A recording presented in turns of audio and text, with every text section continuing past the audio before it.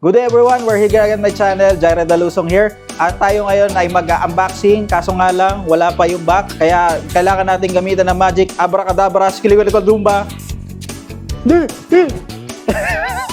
Ayan na guys, so ayan, nakita nyo yung box. Medyo may kalakihan siya at saka mabigat. So today, gonna unbox a speaker from Switch. Actually, nung nakita ko to, kasi na-intrigue ako sa mga portable speaker na pwede natin magamit outdoor. And nung nakita ko yung isang gamit ng kabanda ko, ayoko banggitin yung pangalan, pero yun kasi yung gusto ko. Puro out of stock na. So, naghanap ako ng alternative na pwedeng baka sing ganda niya or ano, or sing mura, basta sing ganda and affordable. Sobrang mura lang kasi, kaya nung nakita ko siya sa internet, inimbestiga ko na kagad, tsaka pinag-aralan, and then kinuha ko na, binili ko na. So anyway, i-unbox natin to. Switch. Ayan, Switch ang tawag sa kanya.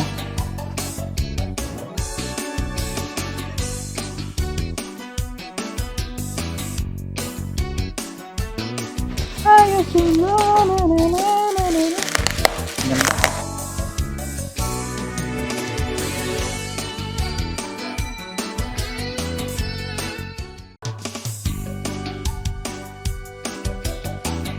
Na, medyo may pagkabigatan. So, yeah, we're gonna unbox this thing. And yun, titignan natin kung anong mangyayari, no, guys. Papakita ko sa inyo kung ano yung mga laman sa loob.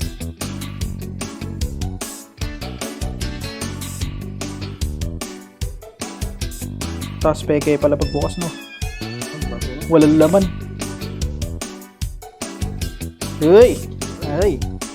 Looks like good siya, parang mukhang premium.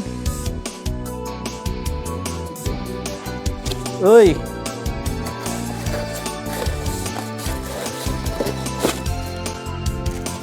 Ano to? Mic nga! Guys, ito makikita nyo sa loob. Ayan, may nakalagay. Dito din sa part na to, may nakalagay na mic. Tada!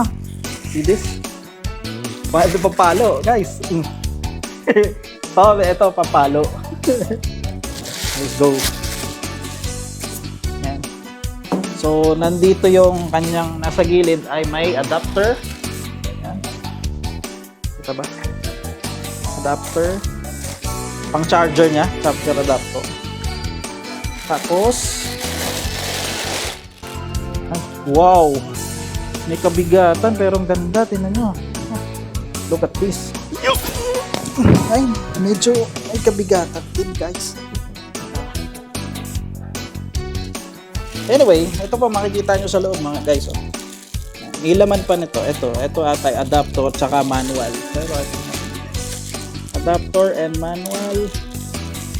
Manual.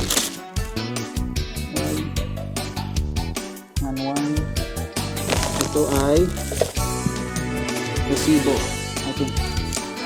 Resibo. Tapos ito yung kanyang parang charging port. Yan, mga jacks. Charging port yan. Pang charge. Hindi ko alam kung ano to. Pang mic yata, lagay ng mic. Tapos, yan. Yan yung mga nasa loob, guys. Yan. So, guys, ayan. Nakikita nyo sa front, ang ganda ng itsura niya. Mukha siyang sobrang premium. Tapos may switch dito nakalagay. Medyo in comparison dun sa nakita kong speaker, medyo dikit na rin siya. Tapos dito sa side na to, ayan, isip natin sa gilid. Napansin ko sa kanya, andito yung kanyang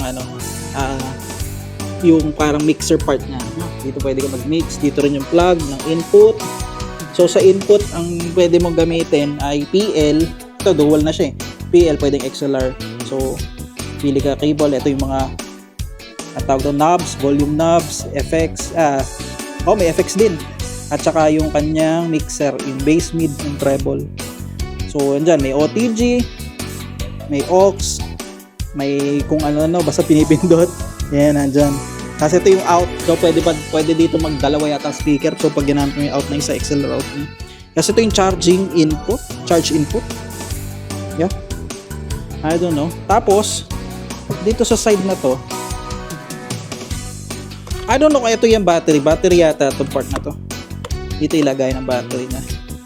So, So, nandyan, pinakita ko naman yung specs. Papakita ko yung specs nandyan. And yeah, gonna check that out. Nandito rin yung power pala. Ayan, nakalagay dito. 180 megahertz. Made in China. China pala to guys. Hindi nga alam. Tapos ito, pwede mo siya ihiga. Ito, nakaabang na rin yung kanyang pang pahiga na part. Pang support dun sa kanyang change ng position. So, pwede mo siya ihiga. Pwede mo rin siya i-dock mismo doon sa stand. So, ayun lang. Medyo may kabigatan. Ayan, medyo mabigat. Pero, kaya naman. Bearable yung bigat niya. So, yun lang guys. Thank you so much for watching. Siguro yung next video natin, tatry ko yung sound via Bluetooth and stuff. So, yun lang. Thank you so much for watching. Bye!